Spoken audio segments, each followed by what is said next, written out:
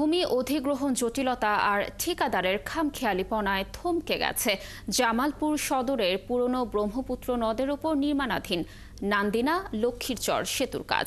নির্ধারিত সময় প্রায় শেষ হতে চললেও সেতুর অর্ধেকও নির্মাণ হয়নি। স্থানীয়দের অভিযোগ, ঠিকাদারের গাফিলতির কারণে সেতুর কাজ থমকে গেছে।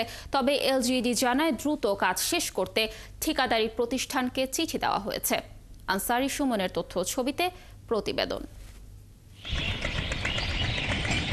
জামালপুর সদর উপজেলার লক্ষ্মীরচর তুলসীরচর ইউনিয়ন ও শেরপুর জেলার চরাঞ্চলের সাথে জামালপুর জেলা সদরের যোগাযোগ স্থাপনের জন্য 2022 সালে নান্দিনা লক্ষ্মীরচর সেতু নির্মাণ কাজ শুরু হয়। মাঠের অলরাউন্ডার আমি, আর ঘরের অলরাউন্ডার টাইলক্স।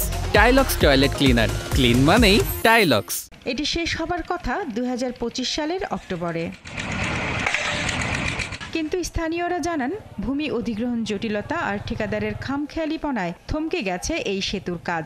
বিশেষ করে গত 5ই আগস্টের পর নির্মাণ কাজ চলছে ধীর গতিতে। তবে এই ব্রিজের কাজ আগাচ্ছে, তাতে মনে হয় আমাদের এই ব্রিজের কাজ আগামী 20 বছরের মধ্যেও হয়তো বা শেষ হবে না। সরকারি টাকা অবশ্যই সাথে সাথে আমাদের দুর্ভোগ বাড়াচ্ছে ঠিকাদাররা। এখন মনে হচ্ছে আমাদের সারা জীবন এই নদী নৌকাতেই পারাপার হতে হবে। এই ব্রিজের কাজটি যদি তাড়াতাড়ি শেষ হয়ে যেত, তাহলে আমরা সিএনজি বা অটো দিয়ে 10 মিনিটের মধ্যে স্কুলে চলে যেতে পারতাম।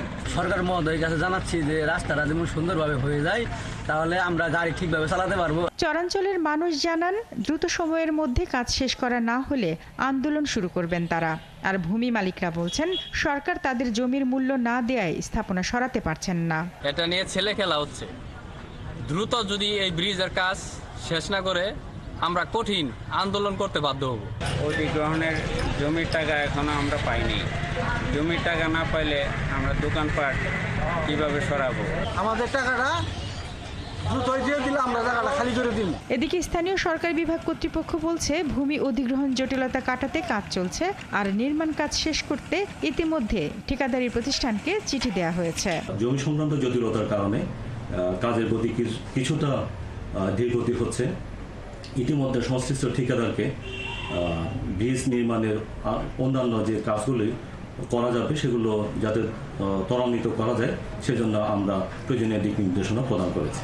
606 মিটার দীর্ঘ এই সেতুটি নির্মাণ করা হচ্ছে লক্ষ্মীরচর ইউনিয়নের নান্দিনা ফেরিঘাট এলাকায়, যার ব্যয় ধরা হয়েছে 106,82,00,000 টাকা। শারমিন স্বপ্না, 71।